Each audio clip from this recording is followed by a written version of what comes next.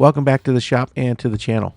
Not going to be making anything today. What I am going to be doing is disassembling and cleaning up this Micrometer Carriage stop for my 13-inch South Bend lathe. This is a nice little accessory if you don't have a DRO or a travel dial on your lathe, and it's something I wanted just to have it, so I found one on eBay.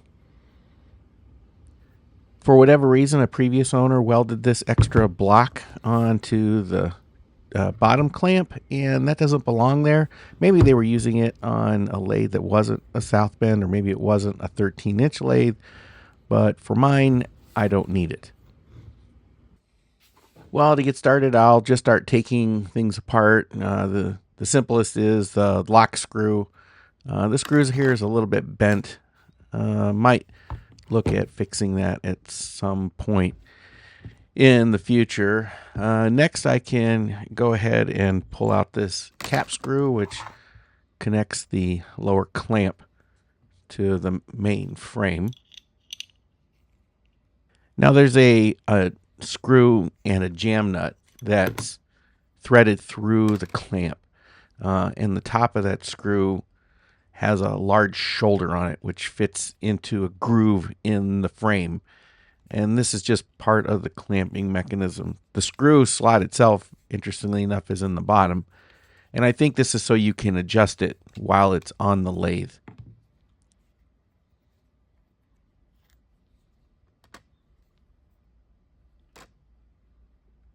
Like I said, this piece of key stock or whatever was either brazed or welded onto the bottom of the clamp, and I don't want it here, so we're going to grind off these welds and remove it.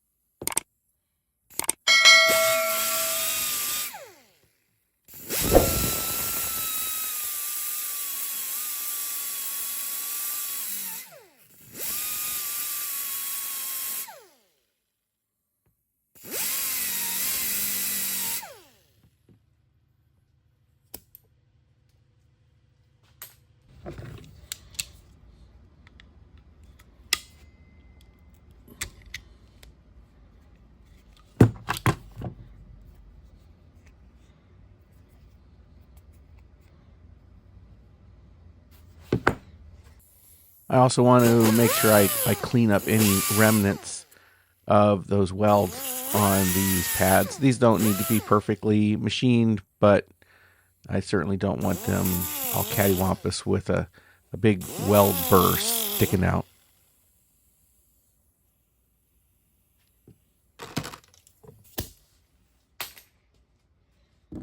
Well, inside that threaded hole where the lock screw was, there should be a brass shoe, and there it is. Well, there's actually two of them. Not sure why there's two in there, but two is better than none, so we'll look at that a little bit later. There's a cover plate on each end of the carriage stop. These are held in with 3 Phillips head screws.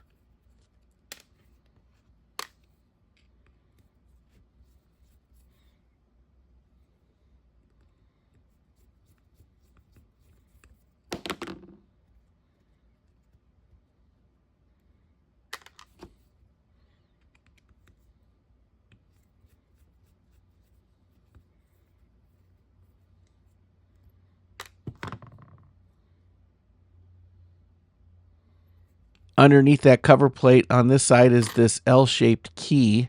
Now this key is in here so that the micrometer shaft itself can't rotate inside the frame, that it can slide freely left and right, but it can't rotate. There's a piece of felt here underneath that cover plate that wraps around the micrometer shaft. Presumably this is to keep it lubricated, as well as keeping any chips or dust out of the internal workings of the carriage stop.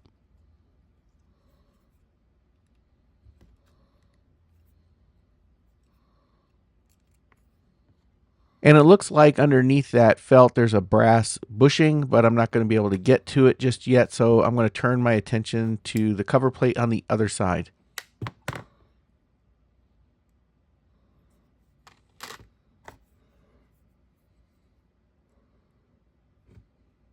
I'm not going to be able to easily remove this felt without destroying it, but I think if I turn the dial on the carriage stop, I might be able to push it out since there's no cover plate blocking it, and that exposed a little bit of that brass bushing too.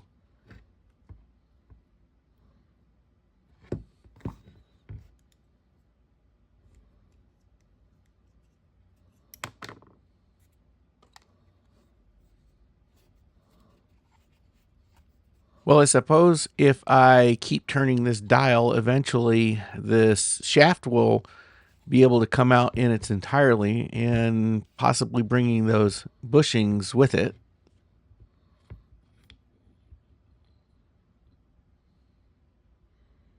With that screw out, now I can get a little closer look at it, and I should be able to remove that brass bushing off.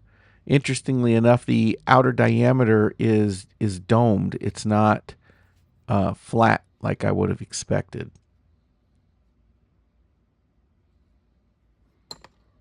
Well, the dial should fall right out of there now, and it does. It is a very neat fit, extremely well machined. There's no play in it whatsoever. Nice tight tolerances. And I should be able to get that other bushing out with a pick.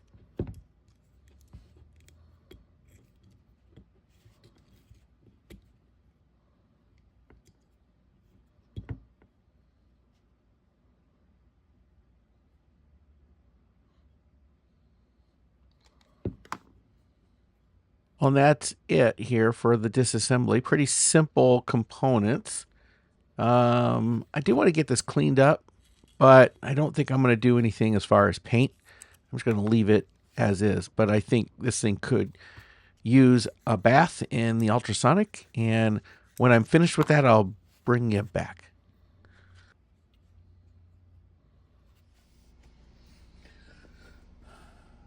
With all these parts now clean, I can go ahead and put this back together. I put these in the ultrasonic cleaner for a little bit, and I think it really does a pretty good job. Cleaned everything up real nice, especially on the knurling here on the dial. I'm going to use a little bit of oil as I reassemble everything just to make sure everything's nice and lubricated and coated. With the dial in the frame, I'll orient it correctly and then start threading in the shaft using some oil here again and making sure that the keyed part of the shaft is to the right.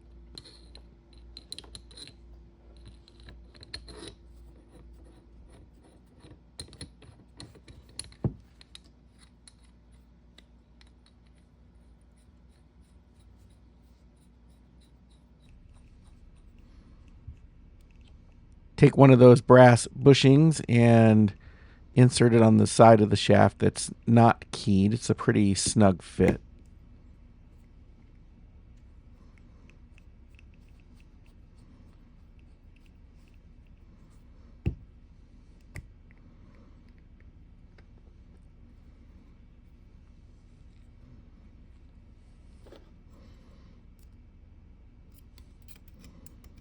I'm using a pair of tweezers here just to push that bushing in, just to make sure that it's all the way seated. And then I'm going to insert the felt. Now, I decided to go ahead and reuse the existing felt. I did clean them up real good and then soak them in oil. I thought about making new ones, but once I cleaned them up, I didn't see much of a point in that. And then on this end, the only other thing that I need to do is reinstall the cover plate.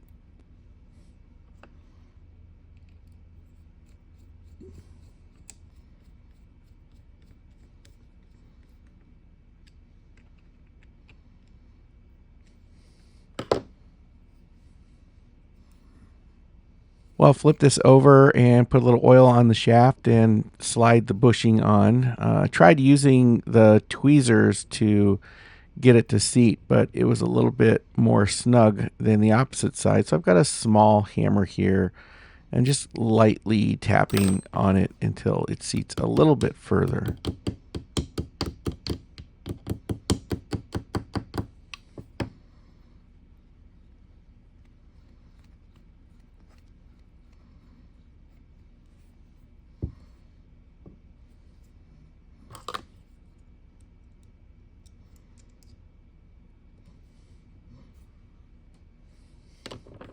And then I thought, why not use the tweezers and the hammer? That way I'm not risking deforming the bushing by hitting it too hard with the hammer. And then the next is that L-shaped key. I just need to turn the shaft here to line it up and get it into position.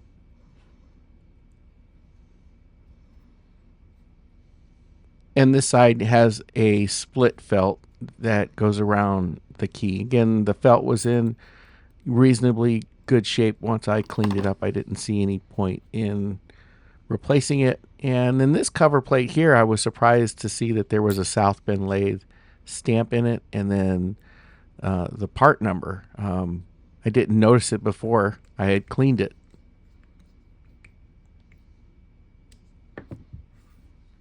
With the cover plates both on, the dial operates smoothly, so that's good. It's a little looser than it was originally. I'll put a little oil here down in the hole for the lock screw. This is also where you would lubricate it. Now, originally when I took this apart, there were two shoes down inside the hole, a long one and a short one. And I didn't quite understand why there were two, but there really should only be one, so I'm just going to use the longer one.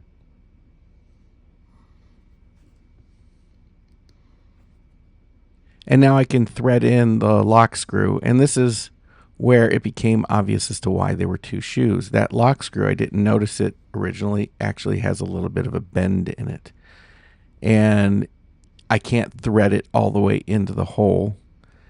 And I think a previous owner realized this and put in that second shoe so that it would thread in far enough to put pressure on the dial to keep it from spinning, to lock it in position. So now that I have that second shoe in here, the dial is locked. So I might consider straightening out that lock screw, but to be honest, I'm a little bit leery about that because I could end up making it worse, and I don't want to remake it because it does have some stamping on the end of it. The last thing I need to do here is reassemble the clamp. I'll thread in this clamp screw and then put the jam nut on the opposite end. I'll adjust it once I get it on the lathe itself. And then the last thing that goes on is the cap screw that secures the clamp to the frame of the carriage stop. I have the Micrometer Carriage stop now mounted over here on the lathe bed, and I want to adjust this clamp screw. I'm not 100% sure of how South Bend intended this to be adjusted. I couldn't really find any documentation on this, and it's not 100% self-evident to me, but I want to adjust it so that it clamps tight, but also so that the shaft will come in contact with that machined surface on the edge of the saddle.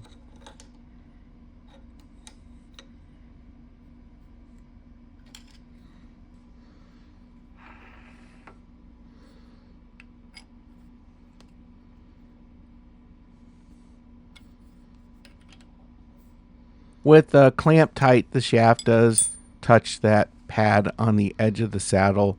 I might be able to adjust that clamp screw so it angles it down a little bit further, but I think for now this'll work. I can do a little test here to see how accurate the dial is. I don't expect it to be inaccurate, but what I've done is I've zeroed my travadial, and now what I'll do is I'll just rotate the dial here one full turn, which should be 50 thousandths, and then lock it in place. And then I'll move the carriage to the left until it touches the stop. And if I come over and look at the travadial is definitely reading 50 thousandths. So I guess it is accurate. There is one more accessory for this that I don't have and I wouldn't mind trying to find, and it's It's called a bed mounting bracket. If I bring this carriage stop all the way over to the left as far as it will go, and then bring the carriage over to meet it, you can see here there's quite a bit of space between the tool post and the spindle of the lathe.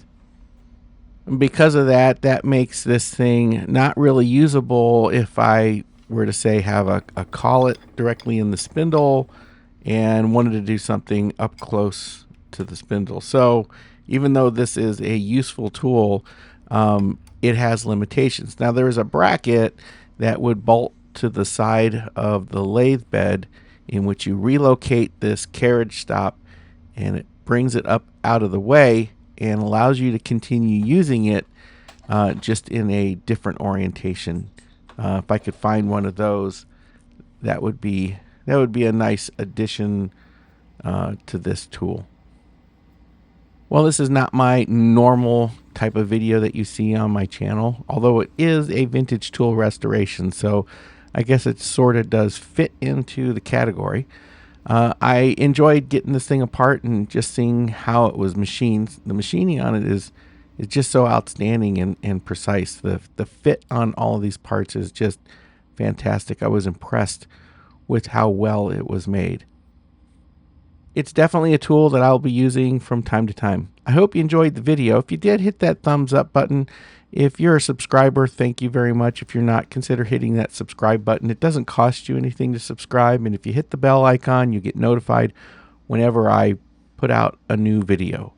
And a special shout out to those that support the channel through Patreon, PayPal, or other means. Thanks for watching, and we'll see you on the next one.